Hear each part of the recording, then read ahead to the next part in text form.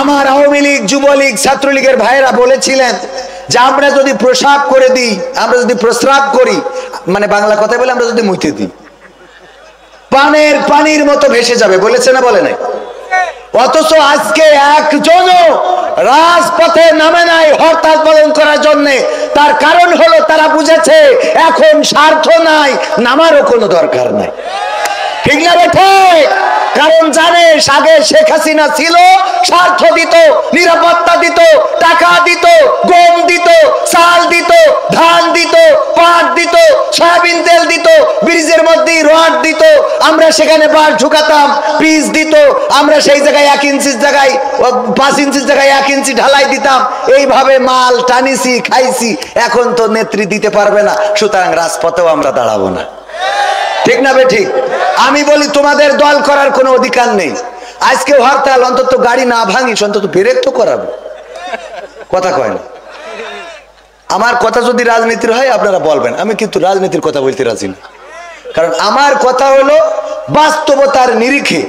আমি যে গানটা গেয়েছি যে আপন বলে, আল্লাহ বলেছেন তোমরা যাদেরকে আপন মনে করো কেউ আপন না। এই আহাল বর্গ কেউ তোমার সাথে যাবে না, তোমার পাশে দাঁড়াবে না, তোমার চেনবে না। বিশ্বনবী বলেছে ওই দিন মা সন্তানের দেখি দৌড় দেবে, সন্তান মা দেখি বাপের দেখি দৌড় দেবে।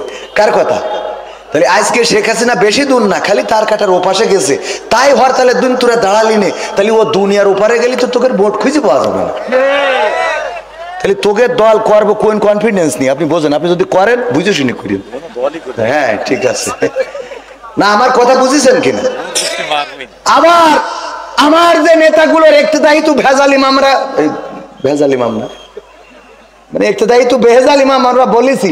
এই ইমামগুলো কত বড় স্বার্থপর, আমাকে রাজপথে ফেলাই ঠিক চলে গেছে। কথা কয় না? আমাদের সান্ত্বনা দিল, পালাবো না, পালাবো না।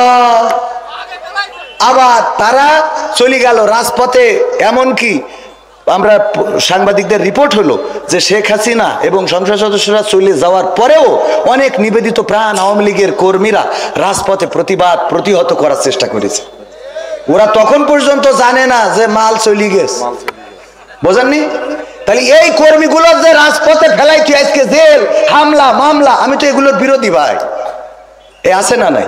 ঘরে শুতে পাচ্ছে না, বাড়িতে ঘুমাতে পারছে না। ধরিন এই যে ডেভিল অপারেশন ডেভিল হান্ট শুরু হয়েছে, এটা হওয়ার পরে আমার ইউনিয়নেও কত মানুষ সরল সুজা আওয়ামী লীগ আল্লাহর ওলি পীর পরেশগার, এটা ঘরে ঘুমাইতে পারছে না। আমি তো এটার বিরোধী ভাই। আমি কেন বিরোধী? কারণ নিরপরাধ মানুষ ঘরে ঘুমাইতে পারবে না, তা হবে না। কথা কয় না? অপরাধী যারা তাদের ধরি কাঠি খোলেন, কোনো অসুবিধা নেই, কিন্তু নিরপরাধীদের হয়রানি করা যাবে, করা যাবে। তবে এটা সত্য যে এই বাংলাদেশে প্রেক্ষাপট চেঞ্জ হওয়ার পরে আওয়ামী লীগ যা ধারণা করেছিল তার ধারের কাছেও কিন্তু যায় নাই। ঠিক না বেঠিক? আমি বলবো যে এর ধারের কাছে না, আরো অনেক কিছুই হবে না যদি আপনারা শান্ত থাকেন। নেত্রী যদি ভাষণটা না দিত, অনলাইনে যদি মিটিংটা না করতো, তাইলে আজকে বঙ্গবন্ধুর স্মৃতি বিজড়িত বাড়িটা আমাদের হারাতে হতো না। ঠিক না বেঠিক? কারণ মাঝে মাঝে গায়ে গু লাগলে কাদা মাখতে হয়। গায়ে যদি গু লাগে তাহলে কি করতে হয়? কাদা মাখতে হয়, যাতে করে অন্তত গুড় গন্ধটা ঢেকে যায়। বোঝেননি? তাহলে আমাদের যেহেতু হাতে কিছু রক্ত আছে, পিলখানার রক্ত, ছাত্র জনতার রক্ত, আলেম ওলামার রক্ত, তাওহিদি জনতার রক্ত, তারপরে নির্যাতন, খুন, গুম, অপহরণ, এগুলো আছে না নাই? আছে। যেহেতু এত কিছু করেছি, অন্তত কিছুদিন চুপ থাকি, থেকে দরকার হলে এখন নারায়ে তাকবীর স্লোগান দেবেন, নারায়ে তাকবীর, আল্লাহু আকবার, বাংলাদেশ বাংলাদেশ জিন্দাবাদ। বিএনপি সমাবেশে যেই বলতে জয় বাংলা বলেন। আপনি ঠিক বললাম কিনা? আপনি কোন? আপনি আমি বললো নাই কবেন যে মিছে কথা বলছেন। এই ঠিক না বেঠিক? তুই ওখানে যেই অন্তত বাংলাদেশ জিন্দাবাদ কর, ওখানে যেই বলছে জয় বাংলা, আমার ভুল হয়ে গেছে, বাংলাদেশ জিন্দাবাদ হবে। তাহলে সহ্য না করি পারা যায়? আল্লাহ কবুল করুন, বলেন আমিন। তাহলে কি শুরু করব? এগুলো আমার ভূমিকার কিছু কথা। শরণপুর পড়ছে। ও আর একটা কথা ভূমিকায় বলি রাখি আপনাদের সচেতন করার জন্য। গত 2 দিন আমি মাহফিল পরিচালনায় ছিলাম। যদিও আমার মাহফিল ছিল দুইটা, একটা চাঁদপুরে, একটা সাতক্ষীরায়। দুইটা মাহফিলে যাওয়ার সুযোগ হয় নাই। আদ্দিন ফাউন্ডেশনের মাহফিল টাঙ্গাইলে, আমার স্যারের শ্বশুরদের গ্রামে। টাঙ্গাইল গোপালপুর ভুয়া ডুবাইলে। তো এই 2 দিন পরিচালনায় প্রথম দিন আল্লামা মামুনুল হক ছিলেন, দ্বিতীয় দিন বদরুল রশিদ আঙ্কেল এবং মুহতারাম রফিকুল ইসলাম মাদানী ছিলেন। গতকালকে মাহফিলে আসার সময় আমার স্যার আকিজ, মরহুম আকিজ রাহিমাহুল্লাহ বড় সন্তান শেখ ডাক্তার মহিউদ্দিন হাফিজাউল্লাহ উনার পকেট থেকে উনার ফোনটা সরে মারি দিয়েছে। স্টেজে ওয়াজ হচ্ছে, চোর চুরি করলে হাত কেটে দাও, আর আকিজ কোম্পানির বড় ছেলের পকেট থেকে চোরে মোবাইল নিয়েছে। চিন্তা করা যায় আমরা ওয়াজ করি দেশ পরিবর্তন করতে পারবো? সম্ভব? ওয়াজ হচ্ছে যে চোর চুরি করলে হাত কাটার বিধান, আর পরকালে যা আছে তা তো আছে। এর মধ্যে আকিজ কোম্পানির বড় ছেলে ডাক্তার শেখ মহিউদ্দিন স্যারের পকেট থেকে ফোন উঠিয়ে নিয়েছে। এমনকি ওই মাহফিলের আয়োজনে ছিলেন আদ্দিন ফাউন্ডেশন, এত বড় একটা মাহফিল আয়োজন করলেন, মানুষ এত অকৃতজ্ঞ, এত বড় নেমো খারাপ যে ওখান থেকে পকেট থেকে মোবাইলটা চুরি করে নিয়েছে। আবার আকিজের মেজে ছেলে জনাব ডাক্তার শেখ মহিউদ্দিন রাহিমাহুল্লাহ উনি ইন্তেকাল করেছেন, উনার জানাজায় আমি দাঁড়ানো, আমার পাশে স্যার দাঁড়ানো, তার পাশে আমি রামজা দাঁড়ানো, আমার পকেট থেকে আল্লাহর ওলি জানাজায় এসে ফোন নিয়ে গেছে। কোন জামানায় আমরা আসলাম? এইগুলো কি ওয়াজ দিয়ে ভালো করা যাবে? ওয়াজ দিয়ে ভালো করা যাবে? এইগুলো ভালো করার জন্য কি লাগবে? আল্লাহর কোরআনের আইন। এই কোরআনের আইন, চোর যদি চুরি করে হাত কেটে দাও ঘেসান করে, দেখবেন যে 2-5টার কাটার পরে চোর চুরি করা তো দূরের কথা, ও মোটামুটি মানে অন্য যাই করি ভিক্ষে করি খালু অন্তত চুরি করবে না। ঠিক না বে ঠিক? এই জন্য কোরআনের আইনের দরকার আছে না নাই? রাজপথে দেখেছি মোটর সাইকেলে যাচ্ছে বাইকে জোরে চালানোকে কেন্দ্র করে, অথবা মানে খারাপ ভাবে চালানোকে কেন্দ্র করে রিকশার সাথে ধাক্কা লেগেছে বা কোনো কিছু ঘটেছে, এটাতে বাধা দেওয়ার কারণে এই কিশোর গ্যাংয়ের সদস্যরা ওই দারামদা না কি দা কয়, আমি তো এসব দা চিনিও না, এই দিয়ে কুপাকুপি শুরু করেছে। স্ত্রীকে ঢাল হিসাবে ব্যবহার করলো, সামনে স্ত্রীকে দিয়ে স্বামী আত্মরক্ষা করেছে। আবার নারীরাও দেখেন যে স্বামীকে পিছনে রেখে সামনে বুক পেতে দিয়েছে, মারো আমাকে মারো, আমার স্বামীকে না, অথচ স্ত্রীর সাথে খারাপ ব্যবহার করে মানুষ আছে না নাই? যে স্ত্রী যখন কোপ দিচ্ছে সজোরে, স্ত্রী স্বামীকে পিছনে রেখে সামনে যে আমি মারা যাই কিন্তু স্বামী নিরাপদে থাক। তবে সব স্ত্রী এত আল্লাহর ওলি না, 2-1টা আছে আবার চিন্তা করে যে আমি যেহেতু ওর সাথে দৌড় দেবো তাই এর কি করি লাইন নিয়ে শেষ করা যায়, দুনিয়া থেকে ওর তেজ মারি থুয়ে তারপর হাঁটা দেয়। ঠিক না বে ঠিক? আছে না এরকম? আলহামদুলিল্লাহ আপনি তো বেঁচে গেছেন, যাক শুক্রিয়া। এরকম আছে না নাই?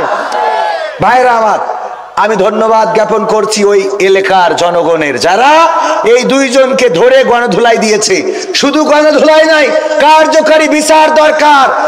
আমাদের মাথায় রাখতে হবে অন্যায় যেখানে প্রতিবাদ সেখানে আইন হাতে তুলে নিতে নিষেধ করব, কিন্তু দেয়ালে যদি পিঠ থেকে যায় তাইলে আইন হাতে নেওয়া ছাড়া রাস্তা নেই। মনে থাকবে আপনাদের? পুলিশকে ফোন দিচ্ছেন, পুলিশ আসছে না, কারণ ওরাও চায় যে যেন বলে আগেই তো ভালো ছিল, বোঝেননি তো? তখন আপনি আইনের ভরসায় বসে থাকবেন, তাহলে তো হায়াত শেষ। কথা কয় না? এই জন্য তখন আইন হাতের মধ্যে বাকারি দরকার আছে না নাই? মনে থাকবে ইনশাআল্লাহ। সেই মহান মনিবের শুকরিয়া আদায় করে পড়ছি আলহামদুলিল্লাহ। আলহামদুলিল্লাহ যেভাবে পড়লেন মনে হলো আপনারা আল্লাহর পরে সন্তুষ্ট না। আল্লাহর পরে কি সন্তুষ্ট আপনারা? সন্তুষ্ট কেন হবেন না? পা থেকে মাথা পর্যন্ত কত নিয়ামত আল্লাহ দিয়েছেন। আল্লাহ যদি এই দাড়িটা না দিতেন তাইলে আমি ওয়াজ নামক ব্যবসাটা করতে পারতাম না। কথা কয় না? এই দাড়িটা না থাকলে বলতো যার দাড়ি নেই ওর ওয়াজ করা বা কি, তাই না বলেন? এই দাড়িটা আল্লাহ আমার কি বাচ্চা কালে তো দেশ না, একটু বড় হওয়ার পরে দেশে আল্লাহ নিয়ামত অনেকের নেই, এরম আছে না? আল্লাহ দাড়িটা দিয়েছেন, চোখ দিয়েছেন দেখার জন্য। আজকে ওনার যদি চোখ না থাকতো, এখানে অতিথি করা হয়েছে, জীবনে দেখেছেন কোন কানার অতিথি করিস? কোন কানার সভাপতি বানাইছে? বরং কানার কয় তুই এখান কেন, ওই পাশে যাই দাঁড়া, থাল একটা নিয়ে দেখবেন মাহফিলে সবাই আসে, কানা থাল একটা নিয়ে আল্লাহ আল্লাহ আল্লাহ, আছে না নাই? তাহলে আল্লাহ আপনারে যে অন্তত মাহফিলে চোখ দিয়ে বলি তো এসে বসেছেন, তা নাহলে রাস্তায় থাল নিয়ে পা টান টান করে বসে থাকতো। তো সেই আল্লাহর শুকরিয়া আদায় করতে এতটাই কষ্ট লাগলো, বলেন আলহামদুলিল্লাহ। আমি উদাহরণ দিতে যেয়ে বলি মাঝে মাঝে যে আল্লাহ যদি এমন কোন প্রাণী বানাইতেন, যেমন ধরেন যে সাপ, সাপ যদি বানাইতেন, যেই সাপ জীবনে কোনোদিন মানুষের কামড়ায় নাই, মানুষের অনিষ্ট করে নাই, বরং অন্য সাপদেরকে বুঝায় যে দেখ মানুষের জন্য কামড়াইস না, তোকে বিষ বলো খুবই ভয়ঙ্কর, এই কামড়ালি ওই বিষ মাথায় উঠে মরে যায়, এ করিস নে। এই সাপটাও যদি কোনোভাবে পথ ভুলে বের হয়, এই গ্রামে এমন আল্লাহর ওলি কিরা আছেন বলেন তো যে এই সাপের মারবেন না? কথা কয় না। ইমানদার, সবচেয়ে আল্লাহওয়ালা, যে সবচেয়ে ভালো জিকির করে, পরহেজগার, সেই সাপটাও যদি দিনের বেলায় বের হয় তাও পিটাবেন। ওর অপরাধটা কি? কথা কয় না। ওর অপরাধ হইলো সাপ। তাহলে আল্লাহ সাপ যদি বানাইতো তাহলে বাড়ন খেয়ে মরা তো লাগতো, মরার পর আবার বলতো যে হাওয়া খেয়ে বেঁচে যাইতে পারে আগুনি পুড়া, দুনিয়ার পরে জাহান্নামে পাঠাইতো। ঠিক না ভাই? ঠিক। আল্লাহ চাইলে সাপ বানাইতে পারতো না? শিয়াল, আমি বলি দেখেন শিয়াল, সব শিয়ালে কি মুরগি ধরি খায়? আবার সবার কি মুরগি আছে? সভাপতি ঢাকায় থাকে, ও মুরগি পোষবে কি? অথচ গ্রামে এইছে হঠাৎ ওনার সামনে একটা শিয়াল যাচ্ছে, মাজায় গামছা বেঁধেই দৌড়। হ্যাঁ হ্যাঁ, একানি ধরি তো মুরগি, তুই তো মুরগি পুষিস না, তোর মাল্লিকা। কথা কয় না। যার মুরগি আছে সে না হয় তারটা ধরে খাবে, এই ভয়তে মেরেছে। আমাদের সভাপতির তো মুরগিই নেই, তা মারলো কেন? ওই যে শিয়াল। তাহলে আল্লাহ আমাদের যদি শিয়াল বানাইতো, বিনা কারণে ইট খাওয়া লাগতো। আবার দেখেন, আমি চিন্তা করি আল্লাহ এদের কি সফটওয়্যার লোড করে দিয়েছে, সুন্দর করে ইনস্টল করে দিয়েছে যে তোরা খবরদার জন্য দিনের আলোতে বেরোবি না। বাচ্চা শিয়াল আমি এত খুঁজি, আমার সপসঙ্গীরাও জানে যে আমার একটা শিয়াল পুষার খুব শখ। পাখি পুষেছি, মুরগি পুষেছি, হাঁস পুষেছি, খরগোশ আমার বাড়ি আছে, বানরও পুষেছি। শিয়াল আমার একটা শখ, কুত্তাও পুষেছি। হরিণ আমার সার পোষে, ও হরিণের মেলা খরচ, ও পুষতে হবে, পুষে সরকারের দিয়ে দিতে হবে। তা যাই হোক, শিয়ালও নিয়ে যায়। হাই, ভালো কথা বলেছে, আমার সারের আছে, দেখি যদি। আমার একটু শখের জায়গা থেকে বললাম, এই শিয়াল বাচ্চা আজ পর্যন্ত একটারও দেখলাম না যে কোনো জায়গা থেকে বের হইতে, মানে সফটওয়্যার আল্লাহ লোড করে দিয়েছে তুই বাচ্চা, তাই কি ও কোনোদিন ওর মার বলিনি যে মা তুই না হয় আমলিক করিস, আমি তো বিএনপির লোক। কথার কথা না, ঠিক কথা, মানে ঠিক কথা না, যে তুই না হয় আমলিক করিস, তোর অসুবিধা আছে, অপরাধ আছে, তা আমি তো বিএনপির লোক, তা আমি এখন বেরোতে পারবো না কেন? এই কথা বললেও কোনো বাচ্চা বের হয়েছে? হয় নাই। তার মানে ওর মেমোরিতে হইলো যে আমরা যাই করি তাই করি, আমরা মুরগি সর, আমরা আর দিনের আলোতে বেরোনো যাবে না, তাহলে আমাদের বাড়ি টানা করে ফেলবে। কথা কি বোঝা গেছে? তাহলে আল্লাহ শুকরিয়া কেন আদায় করবো না বলেন তো? আরো যদি উদাহরণ দিই, মানে এইভাবে উদাহরণ দেবো, রাত শেষ হয়ে যাবে। আরো আরো আরো আল্লাহ কোরআনেই বলে দিয়েছে, আমার নিয়ামতের কথা যদি তোমরা লেখো, পৃথিবীর সব গাছ যদি কলম বানাও, আর পৃথিবীর সব পানি যদি কালি বানাও, সব শেষ হয়ে যাবে, কিন্তু আমার নিয়ামতের কথা লেখা শেষ হবে না। সুবহানাল্লাহ বলবেন না? বলেন আলহামদুলিল্লাহ। ও আমার ভাইরা, যে আল্লাহ আমাদের এত নিয়ামত দিলেন, হাত দিলেন, পা দিলেন, চোখ দিলেন, কান দিলেন, কথা বলার শক্তি দিলেন, দেখার শক্তি দিলেন, মনের ভাষা প্রকাশ করার তৌফিক দিলেন। কোন একটা কুকুর ক্ষুধার জ্বালায় যদি বাড়ির সামনে এসে দাঁড়ায়, অমনি তারে একটা কোপ দিলেন অথবা একটা বাড়ি দিলেন, কিছু ছেলে মারলেন, একটা ক্ষত হয়ে গেল, সেই ক্ষতটায় ঘা হয়ে গেল, ওই ঘায়ের উপরে পোকা হয়ে গেল, কত কষ্ট। কুত্তা শুয়ে থাকে, মরেও না, চিকিৎসা করার মতো কোনো মানুষও নাই, তার দেখার মতো কাউকে পাওয়া যায় না। এমনকি কোনো কুকুরও তার পাশে দাঁড়ানোর সুযোগ নাই, বোঝে না তার কি করবে, করারও কিছু নাই। ওগো আমার ভাইরা, আল্লাহ যদি চাইতেন আমাদের এমন কোন প্রাণী করে পাঠাতে পারতেন যে আমাদের মানুষের দরজায় দরজায় ঘুরে বেড়াতে হতো, আর মানুষের দরজায় দরজায় দাঁড়ায় হয়তো তা কারো লাথি, কারো ঝাঁটা, কারো ইট, কারো পাটকেল, কারো আক্রমণের শিকার হয়ে যেতাম। আল্লাহ রাব্বুল আলামিন এই প্রাণীগুলোকে বানানোর পরে দেখেন, এই প্রাণী কেউ আল্লাহর অবাধ্য হয় নাই। বাঘ কোনোদিন সুন্দরবন থেকে বাঘেরা মিছিল নিয়ে আসে নাই যে এই লোকালয়ে আর তোরা বাস করতে পারবি না, আমরা করব, এই কথা কোনোদিন বাঘেরা এসে বলেছে নাকি? না, বলে নাই। সাপেরা কোনোদিন মিটিং করে দল বেঁধে বলে নাই এই গ্রামটা আমাদের, তোরা এই জায়গা ছেড়ে দে, কোনোদিন বলে নাই। সাপেদের জন্য যেই জায়গাটা আল্লাহ নির্দিষ্ট করে দিয়েছেন সেই জায়গায় থাকে, বাঘেদের জন্য যেই জায়গাটা নির্দিষ্ট করা সেখানেই থাকে, শিয়ালের জন্য যেই জায়গাটা নির্দিষ্ট করা সেখানেই থাকে। কোন শিয়াল দিনের আলোতে মিছিল নিয়ে আসলো না যে কেন মুরগির ঘরে দরজা দিবা, আমরা খাইতে পারি না, এখন থেকে মুরগির ঘরের দরজা দিলে 18 তারিখের মতো কট্ট কট্টর হরতাল অবরোধের ডাক দেব, এই কাজ কোনোদিন শিয়াল করে নাই, কারণ তারা জানে আল্লাহ আমাদের বানিয়েছেন এইভাবে, আল্লাহ আমাদের চালাবেন এইভাবে। ওগো আমার ভাইয়েরা, অথচ তারা এইভাবে থেকেও আল্লাহর শুকরিয়া আদায় করে, এমনকি মনিবের গোলামি করে। কুকুরকে আল্লাহ মানুষের অনুগত করে দিয়েছেন, এত বিশ্বস্ত করে দিয়েছেন। একটা কুকুর যদি আমার আশফাকুজ্জামান খান রনি ভাই পুষে থাকেন, ওই কুকুরকে কোনোদিন বিরিয়ানি রান্না করে খাওয়ায় না, ওই কুকুরের জন্য বিদেশ থেকে কোনো খাবার এনে খাওয়ায় না, বরং ওই কুকুর খায় বাড়িতে পড়ে থাকা যে কাঁটাগুলো, যে হাড়গুলো, উচ্ছিষ্টগুলো, সন্তানের জান করা নষ্ট করা খাবারগুলো, এই খাবারগুলো খেয়ে কুকুরটা সারা রাত আমার রনি ভাইয়ের বাসার সামনে রাত জেগে পাহারা দেয়। আমি যখন দরজায় গেলাম, যাওয়ার পরে দরজায় নড়া দিতেই অমনি কুত্তা উনার আগে উঠে গেছে,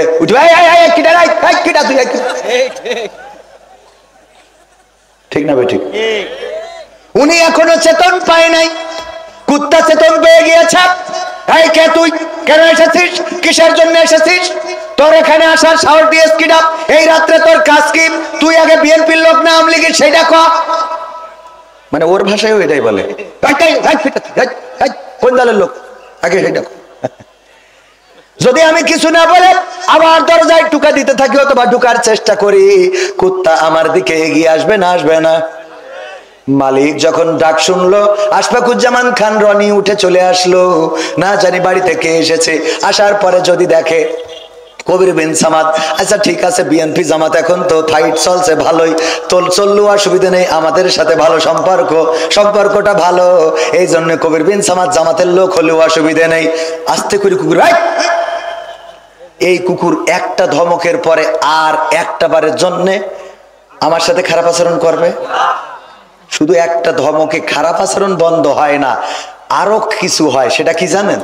ওই কুকুরটা খালি কাসুমাসু কইতে থাকে, লেজ পাছার মধ্যে নিয়ে আস্তে করে বলে আমার ভুলেই গে, আমার ভুলেই গে, বলে না, বলে না, আমার ভুলেই। যতক্ষণ পর্যন্ত মালিক স্বাভাবিক ভাবে না আসে ততক্ষণ পর্যন্ত ওর অপরাধ বোধ কাজ করতে থাকে, যে আমার মালিক আমার ভুল করে ফেলেছি, রং নাম্বারে ডাইল মারা হয়ে গেছে, ঠিক না বেঠে? ওগো আমার ভাইয়েরা, এই কুকুরটা উচ্ছিষ্ট খেয়ে কতটা অনুগত। আবার যদি রনি ভাই উঠার পরে দেখে না আমার পরিচিত কেউ না, এমন কেউ এসেছে আমার বাড়ি চুরি করার জন্য, অমনি লাঠি যদি একটা হাতে নেয়, কুকুর আগে যায় না রনি ভাই আগে যায়? কুকুরটা আগে চলে যায়। ওই মানুষটা যদি জঙ্গলের মধ্যে ঢুকে যায়, রনি ভাই না ঢুকলেও কুকুরটা জঙ্গলের মধ্যে পর্যন্ত চলে যায়। একটু হাড় খাওয়ার পরে, একটু কাটা, একটু উচ্ছিষ্ট খাওয়ার পরে যদি একটা কুকুর তার মালিকের এত অনুগত হয়, আমরা যে রবের থেকে জীবনটা পাইলাম, আল্লাহ বললেন কাইফা তাকফুরুনা বিল্লাহি ওয়া কুনতুম আমওয়াতান ফাহইয়াকুম সুম্মা ইউমিতুকুম সুম্মা ইউহয়িকুম সুম্মা ইলাইহি তুরজাউন। আমার আল্লাহ বললেন, ওগো আমার বান্দারা, কেমন করে তোমরা আমাকে ভুলে গেলে, আমাকে অস্বীকার কেমন করে করো, অথচ তোমরা ছিলে মৃত, তোমাদের কোনো জীবন ছিল না, তোমাদের কোনো আকার ছিল না, আকৃতি ছিল না। আমি আল্লাহ তোমাদের জীবন দিলাম, আকার দিলাম, আকৃতি দিলাম। আবার একদিন আমি তোমাদের মৃত্যু ঘটাবো, আবার একদিন আমি তোমাদের পুনরুজ্জীবিত করব। বেলা শেষে ফিরে যাওয়া লাগবে কার কাছে? কার কাছে? যে আল্লাহ আমাদের জীবন ছিল না, 1900 সালে জন্মগ্রহণ করেছেন এমন একজনও কি এখানে আছেন? 1900 সালে একজনও নাই, অথচ 1900 সালেও এই বাংলাদেশে মানুষ ছিল না, ছিল না, এই পৃথিবী ভর্তি মানুষ ছিল। 1900 সালে জন্মগ্রহণ করা মানুষ একজনও নাই। আবার 2100 সালে 2100 সালে 2100 সালে এখানে আমরা যারা আছি একজনও থাকবো এমন কোন গ্যারান্টি কেউ দিতে পারবেন?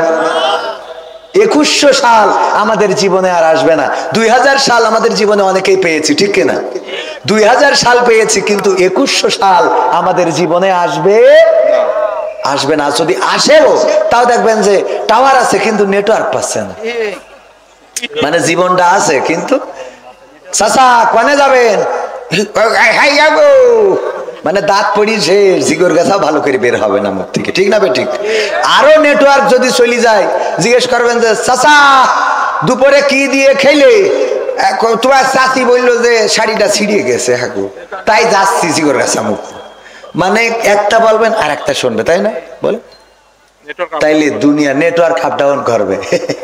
তাইলে দুনিয়ার পরে এই যে আল্লাহ আমাদের নিয়ামত দিলেন, বানালেন, পাঠালেন, উঠাই নেবেন, আল্লাহর শুকরিয়া আদায় করি না ভাইরা আমার? মারা যাওয়ার পরে তো তার কাছেই দাঁড়াতে হবে। আল্লাহ বলেন ইকরা কিতাবাকা কাফা বিনাফসিকা আল-ইয়াওমা আলাইকা হাসিবা। ওগো আমার ভাইরা, শুধু তাই নয়, বইটা দেখাতে চাইলাম, আল্লাহ বলল পড়ো তোমার কিতাব, পড়ে তুমি তোমার হিসাব করার জন্য নিজেই যথেষ্ট।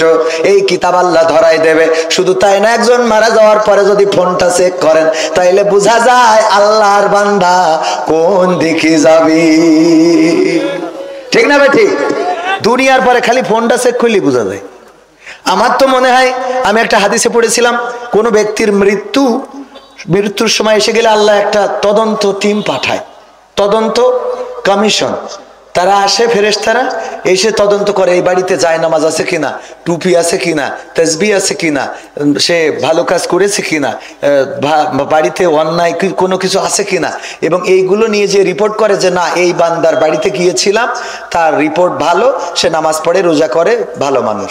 তো এই কথা বললে তার রূহটা নিয়ে যাওয়ার সময় ফেরেশতারা ওয়েলকাম জানাতে থাকে, দাঁড়িয়ে যায় দুই পাশে এবং ওয়েলকাম জানায়। আর রিপোর্ট যদি হয় খারাপ, যে এর বাড়ি গেলাম টেলিভিশন হাফিজাউল্লাহ আছে, কি টেলিভিশন শরীফ আছে না নাই? টেলিভিশন শরীফ, সিরিয়াল শরীফ দেখে, তারপরে বাড়ি কোরআন শরীফ নেই, তারপরে মোটামুটি নায়ক নায়িকার নাম সব মুখস্থ, দিয়ালে পোস্টার লাগানো শাবনূর, সালমান শাহেদের। এইগুলো রিপোর্ট যখন করে তখন আযাবের ফেরেশতারা আতুল নিয়ে দাঁড়ায় থাকে আর কয় যা কুপান দিচ্ছি, খেলা হবে, আর একটুকুন ওয়েট কর। হাদিসে পড়া, মৃত্যুর খবর বইয়ে পড়া, অনেকে আবার দলিল খুঁজবেন তো, মৃত্যুর খবর বইটাতে পড়েছি ভাইয়েরা আমার।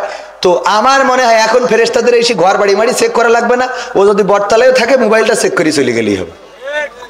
কথা বোঝেননি মনে হয়? কারণ বাড়ি ফোন তার আসার দরকার নেই, ওই হাতের ফোনটা চেক করলি, এ কোন আল্লাহর ওলি, কোন রং নাম্বারে ডায়াল করে, কার সাথে রাত্রি কথা বলে, কয় মিনিট কথা বলে, কথা কয় না। বিলকিস কেমন আছো? আরে আমার বিলকিস আছে না নাই? আজকালকের ছেলেরা বই নিয়ে আর বসে না, ও বাবা গুগলে সার্চ করিয়া পড়ি। ওরে কালের মেয়েরা কোরআন হাদিস ধরে না, এখনকার মা বোনেরা কোরআন হাদিস পড়ে না, ও আল্লাহ টিকটকে ভিডিও ওরা করে। আজকালকের ছেলেরা বই নিয়ে আর বসে না, গুগলে সার্চ করিয়া পড়ি। আগের সময় প্রেম করিলে সভাপতি বলতো পাইছো কি, এখন বলে শখ করিয়া বাবু তুমি খাইছো কি। আগের সময় প্রেম করিলে আমার মুরব্বীরা বলতো পাইছো কি, এখন বলে শখ করিয়া বাবু তুমি খাইছো কি। লজ্জা শরম নাই, আইলাম কোন জামানায়, লজ্জা শরম নাই, আইলাম কোন জামানায়, ভবিষ্যৎ দেখি অন্ধকারে। আজকালকের ছেলেরা বই নিয়ে আর বসে না, ও বাবা মোবাইলে সার্চ করিয়া পড়ি।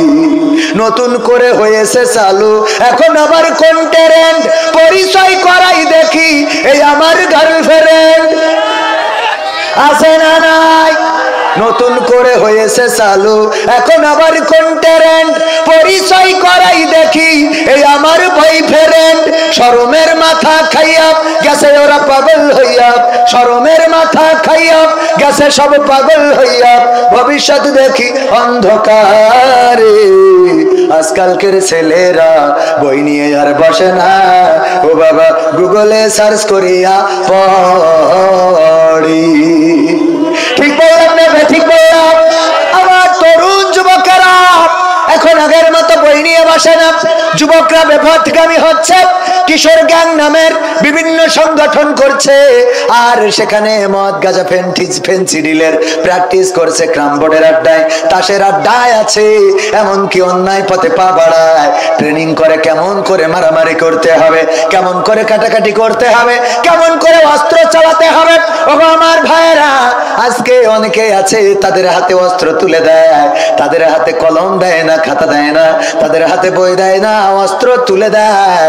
আমি বলতে চাই আমার তরুণ যুবক কিশোর ছাত্র ছাত্রী যারা আছে তাদের হাতে যদি কোরআন তুলে না দেন, তাইলে আগামী দিনে সন্তানের হাতে বাবা খুন হবে, সন্তানের হাতে মা খুন হবে, গ্রামে শান্তিতে বসবাস করতে পারবে না, ভার্সিটি কলেজ ইউনিভার্সিটিতে লেখাপড়ার পরিবেশ থাকবে না। এই কোরআন সকল ছাত্র ছাত্রীদের হাতে তুলে দেওয়ার দরকার আছে না নাই? যেহেতু সংস্কার হচ্ছে, আজকে স্কুল কলেজে যে গোলমাল, ওই যে কুয়েটে যে মারামারি হয়েছে, রক্তক্ষয়ী সংঘর্ষ হয়েছে, রক্তাক্ত করা হলো আমার ভাইদেরকে, কারো না কারো মায়ের সন্তান, কারো না কারো ভাইয়ের কারো না কারো ভাই, কারো না কারো বোন, এমন যাদের উপরে আক্রমণ করা হলো, রক্তাক্ত করা হলো, ওই মানুষগুলো যদি নৈতিক শিক্ষায়, কোরআনের শিক্ষায়, হাদিসের শিক্ষায় নিজেদেরকে শিক্ষিত করতো, তাইলে এমন আক্রমণ করার সাহস পেত না।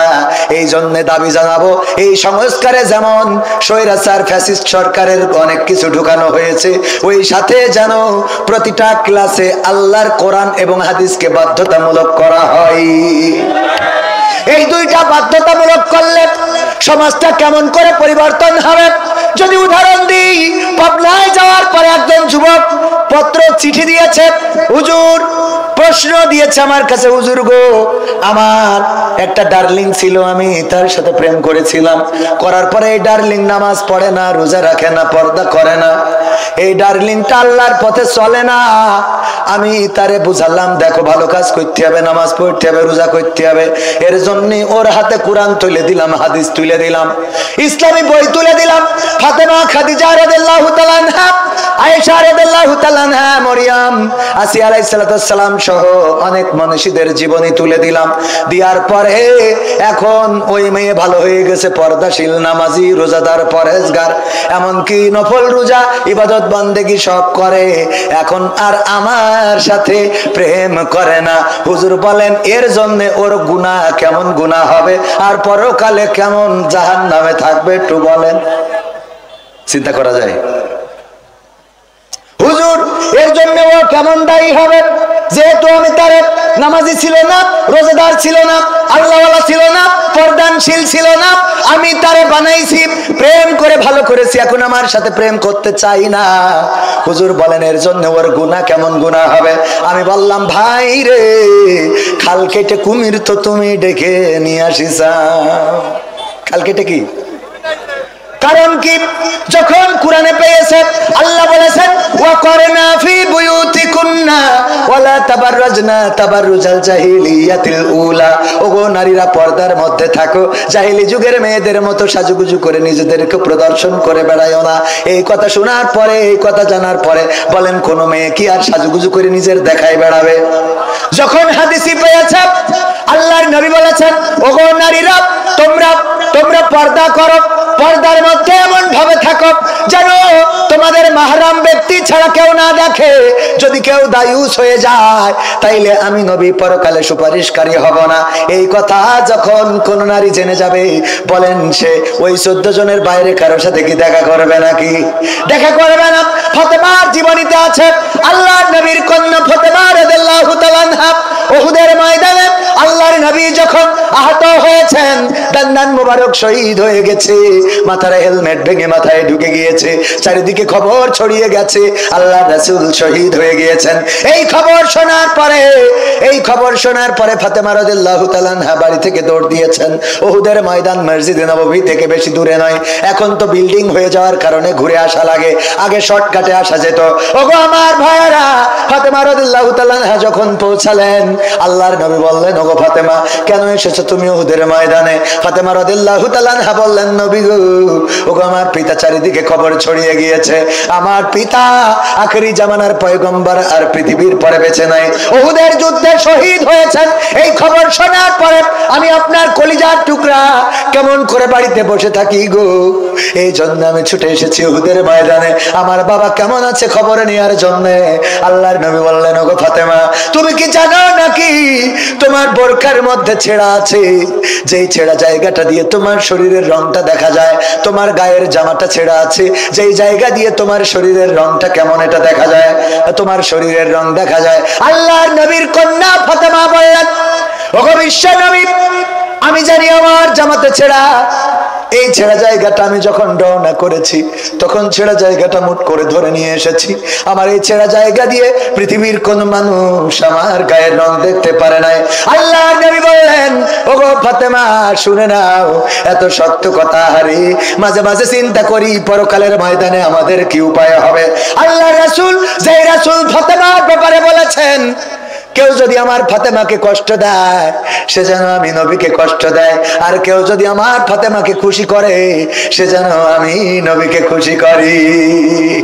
শুধু তাই নয়, আল্লাহর নবী যখন কোন সফরে যেতেন সবার শেষে দেখা করতেন ফাতেমা রাদিয়াল্লাহু তাআলা আনহার সাথে, আর এসে সবার প্রথমে দেখা করতেন ফাতেমা রাদিয়াল্লাহু তাআলা আনহার সাথে। শুধু তাই নয়, যখন আল্লাহর নবী ইন্তেকাল করেছেন ফাতেমা রাদিয়াল্লাহু তাআলা আনহা খুব করে কান্নাকাটি শুরু করলেন। এত কান্নাকাটি করছেন, আল্লাহর রাসূল ডাকলেন, ফাতেমা এদিকে আসো। ফাতেমা আল্লাহর রাসূলের কাছে আসলেন। আল্লাহর নবী মাথাটা টেনে আল্লাহর নবী ফাতেমার কানটা নিজের মুখের কাছে নিলেন, নিয়ে কি যেন বললেন। ফাতেমা রাদিয়াল্লাহু তাআলা আনহার কান্না বন্ধ হয়ে গেল। আম্মা আয়েশা রাদিয়াল্লাহু তাআলা আনহা জিজ্ঞাসা করলেন, ওগো ফাতেমা তুমি সবচেয়ে বেশি কান্না করছিলে, তোমার কান্নাটা কেন বন্ধ হয়ে গেল? তোমার বাবা তোমার কানে কানে কি বললো আর তাতেই তুমি কান্নাটা থামিয়ে দিলে? কি এমন সুসংবাদ তোমার দিয়েছে?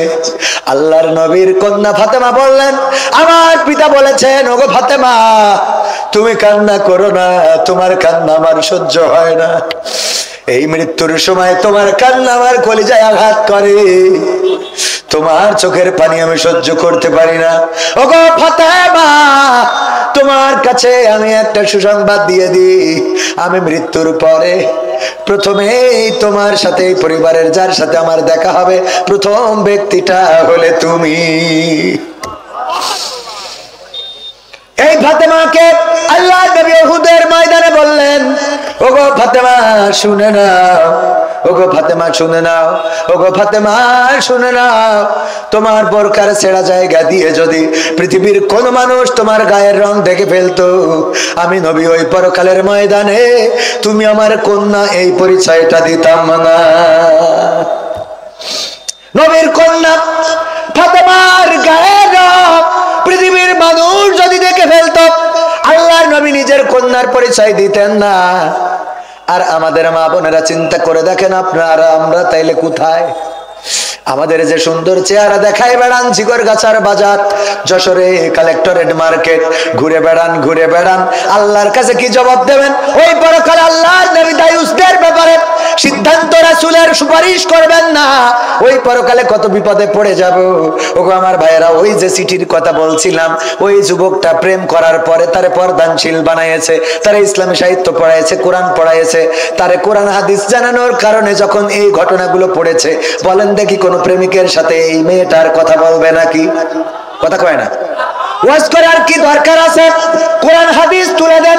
কোরআন হাদিস যদি আমার ছাত্রদের পড়াতে পারেন, কোরআন হাদিস যদি আমার ছাত্রদের কম্পালসারি করে দেন, তাইলে এই ছাত্রগুলো এমন ভাবে বেড়ে উঠবে যে এই ছাত্রগুলো আর মারামারি কাটাকাটি করবে না, জেনা করবে না, ধর্ষণ করবে না, ওই জাহাঙ্গীরনগর বিশ্ববিদ্যালয়ে ছাত্রলীগের নেতার মতো ধর্ষণের সেঞ্চুরি করে অনুষ্ঠান করবে না। যদি কোরআন হাদিস আমার ছাত্রদেরকে শিখায় মানুষ করে তুলতে পারেন, এই মানুষগুলো দুনিয়ার জন্য হবে শান্তি, আর পরকালের জন্য আমার আপনার নাজাতের সুপারিশকারী, আমাদের ওসিলা হয়ে যাবে। সবাই জোরে জোরে বলেন সুবহানাল্লাহ। আমরা এমন সন্তান করতে রাজি আছি না নাই? আমি প্রথমে যে আয়াত তেলাওয়াত করেছিলাম, আল্লাহ বলেছেন ইয়া আইয়ুহাল্লাযীনা আমানু কু আনফুসাকুম ওয়া আহলিকুম নার। ওগো ঈমানদারেরা শোনো, তোমরা নিজের আগুন থেকে বাঁচো এবং তোমাদের সন্তানদেরকে আগুন থেকে বাঁচাও। ভাইরা আমার, দাঁড়ানো ভাইরা, আমি যে কথা বলছি এগুলো কি কোরআন হাদিসের মধ্যে না বাইরে? মধ্যে। যদি কোরআন হাদিসের কথা বলি, ওই ফাঁকা গ্যাপটা একটু পূরণ করে দেওয়া যায় না আমার শোনো ভাইরা, আমার যুবকেরা, আমার কলিজার টুকরারা? আমি বিশ্বাস করি যে আপনারা বাকি জায়গাটুকু পূরণ করে দিবেন। রাস্তায় অনেকেই দাঁড়ানো আছেন, ওখান থেকেই যেহেতু শোনা যাচ্ছে, দেখা যাচ্ছে, এসে বসবেন কেন?